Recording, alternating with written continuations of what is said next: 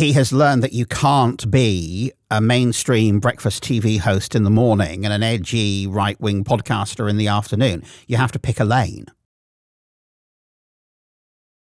If you don't live in Australia, there's really no reason why you would know who Karl Stefanovic is, but he is a big deal in Australian TV. For more than 2 decades, he's been the lead presenter of one of the country's biggest breakfast TV shows for Channel 9.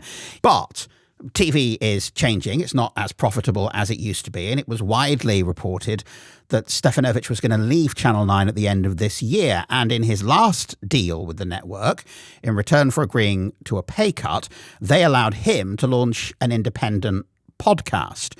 That podcast has featured a lot of people on the political hard right. It's featured conspiracy theorists. The breaking point was this decision to post a podcast interview with Tommy Robinson. And I use the word interview generously because it's really not an interview. He doesn't put his views or his comments under any kind of scrutiny. He doesn't test him. He doesn't challenge him. In fact, in the promo video that he posted online, he's got his arm round Robinson. They're laughing and joking and giggling away. Keir Starmer is a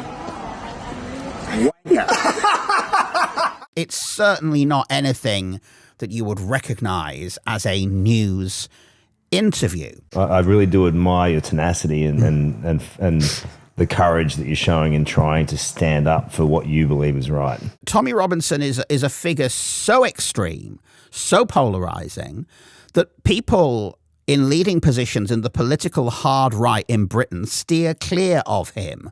People stay away from Tommy Robinson because he is toxic to so many voters. They don't go near him. This is a guy with multiple convictions for offences including violence, contempt of court, and financial crimes. He's had a stalking prevention order imposed on him for harassing a journalist. Tommy Robinson is not a nice guy. He's a convicted, violent thug, and he's a bigot.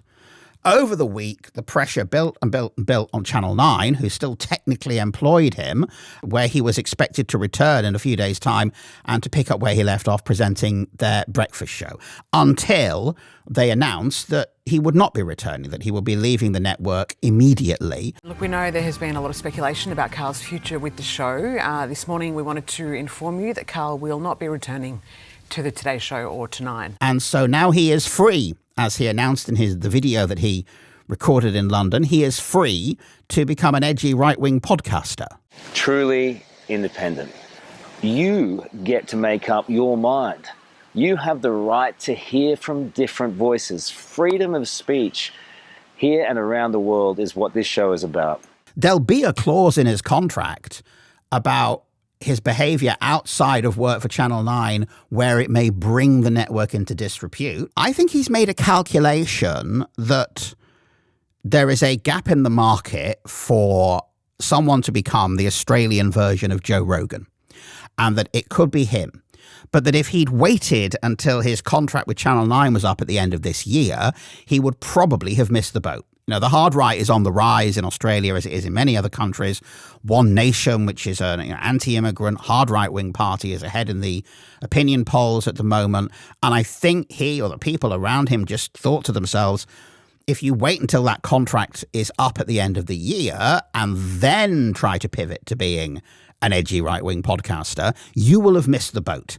So he decided to get on the boat sooner and somehow thought that he could combine those two roles. But it's obviously not practical to be a impartial news journalist interviewing politicians in the morning and then in the afternoon to take that hat off and put on the hat of a right-wing podcaster. You can't do both of those things. He's made the calculation that his future lies in being an edgy right-wing podcaster, and I suppose we'll find out in the months ahead whether he's made the right decision.